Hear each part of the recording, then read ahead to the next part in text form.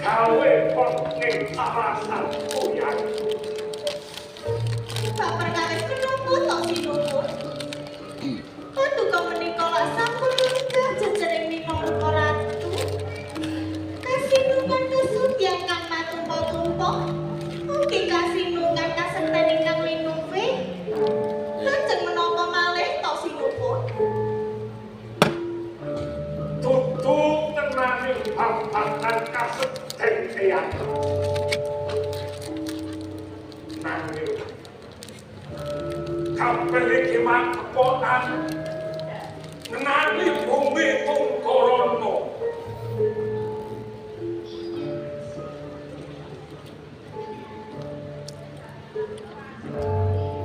Bumi Tunggarana meniku lha inggih maksud kebawa pamrentahan negari Traju Tresna tok sinupun. Ya, mangerti. Sejatine bumi Tunggarana kuwi mapan ning tapel ates antarane Pringganan lan Traju Tresna. Umpama kanggo nyampe kahanan bumi Tunggarana dacul-ke kapasake ana ing Pringganan.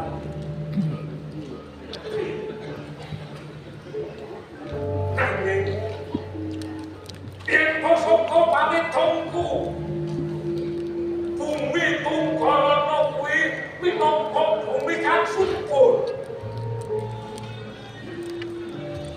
Akeh kayangan babagan alam kang bisa nyukupi kanggo Traju Tresna. Tur kemalih pangestuning bumi Tunggarana kuwi bisa gawe kamulyané Praja Traju Tresna kula. Pun akan jaluk ketimbanganmu saumpama umur anak Suramuka orang tepi bumi Tunggarana kepian. Kula sarujuk menapa ingkang sampun paduka penggalih menika sinuwun. Lan kula menika mangertosi kandreng raos manah paduka. Sekawit paduka menika sampun pemeksan kaliyan Raden Gatotkaca inggih boten sanes satu Pringganan. Menawi paduka mangsulaken bumi Tunggarana endah kaya ngapa sindalok jebul Ratu Traju Tresna kuwi jireh keteh wedi mati sumat kelawan kakuwatane Pringgandani.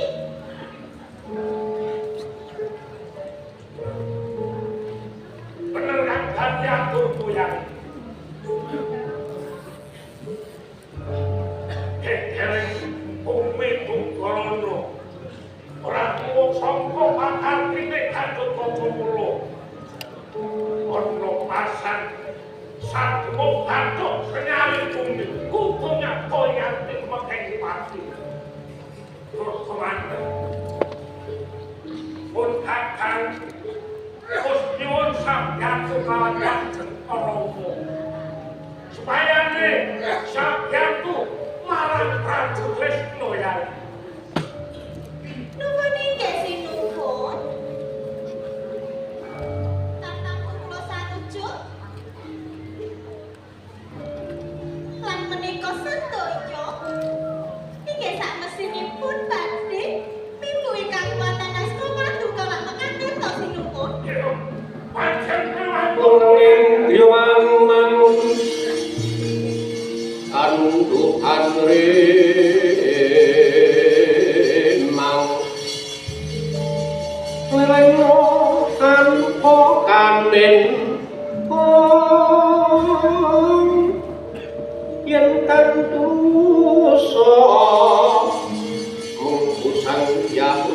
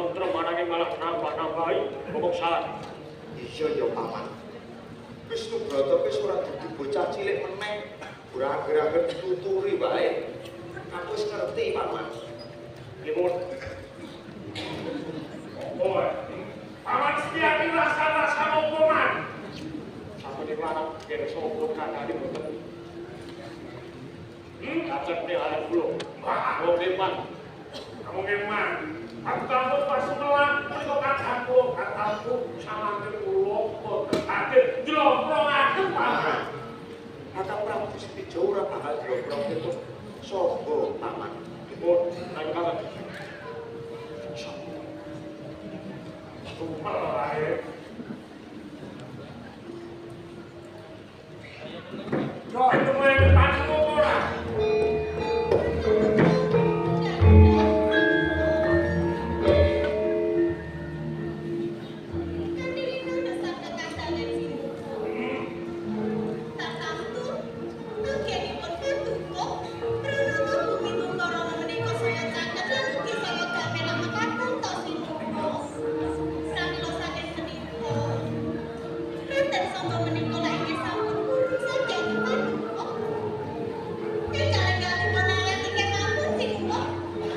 Orang ngomongake perkara kuwi ya.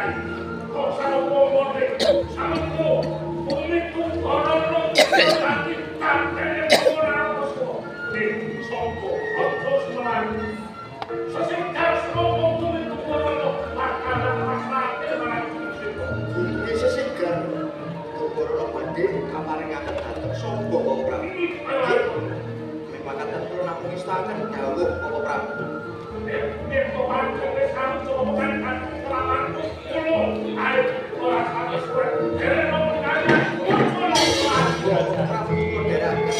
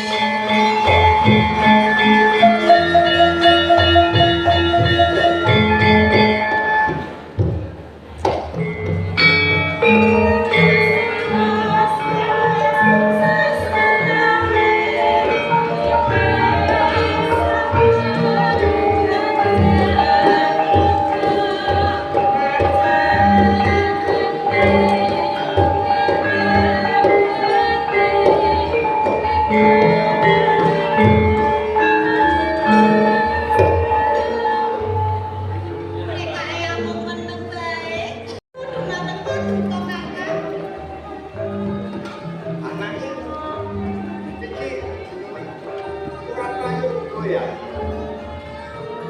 Nami kakang Mas, greget sari rong kula meniku, saben-saben nyumurupi masoleh paduka. Sing ngono Pak. Nyamange suwe marake goblok atiku.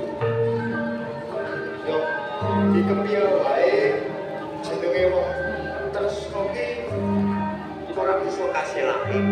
Yo, yen kowe manut ae ora ganti nyatet to. Pun kakang Nyai.